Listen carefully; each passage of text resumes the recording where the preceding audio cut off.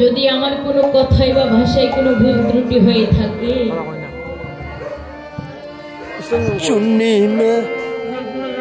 তাহলে আমাকে নিজের সন্তানদের ক্ষমা দৃষ্টিতে দেখবে।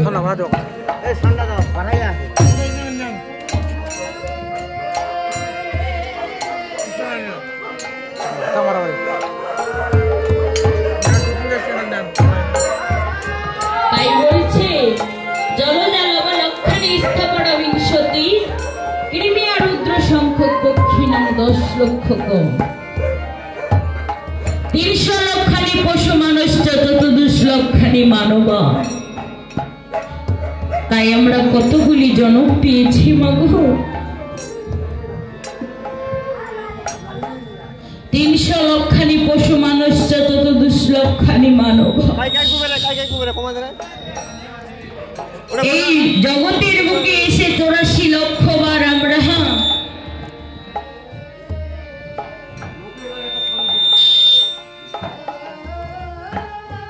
এই পৃথিবীর বুকে এসে এই পৃথিবীতে চারপাশে ঘুরতে ঘুরতে 84 লক্ষ বার ঘুরেছি বাবা। তারপরে আমরা এই সুন্দর একটা মানব দেহ পেয়েছি। 84 লক্ষ বার আমাদের এই জগতের বুকে ভ্রমণ করতে হয়েছে, তারপরেই না আমরা এই মানব দেহ পেয়েছি মাত্র।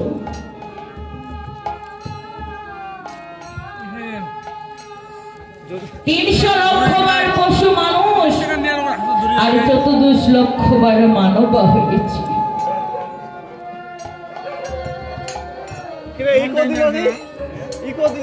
30 লক্ষ বার জলের প্রাণী হয়েছে, কীট পতঙ্গ হয়েছে। তারপরে শেষ জন্ম হচ্ছে আমাদের শঙ্খ জন্ম। আর যেদিন আমরা এই শঙ্খকুলে জন্ম পেলাম সেদিন আমরা ওই জলজ প্রাণী থেকে মুক্তি হয়ে গেলাম। তারপরে শেষ জন্ম হচ্ছে বৃক্ষ জন্ম।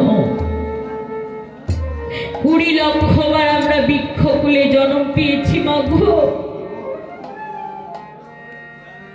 এই বৃক্ষকুলে জন্ম পেতে পেতে অবশেষে আমরা কি জন্ম পেলাম? তুলসী বৃক্ষ হয়ে জন্ম নিলাম। আর যেদিন সেই তুলসী বৃক্ষ আমার গোবিন্দ সেবায় নিবেদন হলো,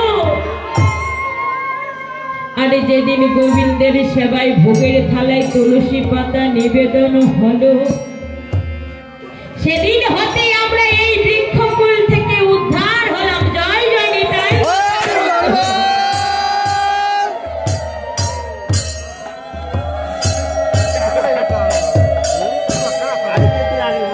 তারপর শেষ জন্ম হচ্ছে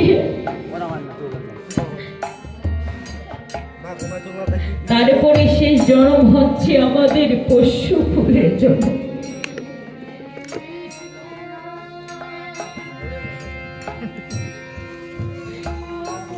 আর যেদিন আমরা এই পশুকুলে জন্ম পেলাম, প্রভুকে ডেকে ডেকে বলিলাম, হে গোবিন্দ, হে প্রভু, হে দয়াময়, এমন কুলে আমাদের তুমি জন্মে দিও না।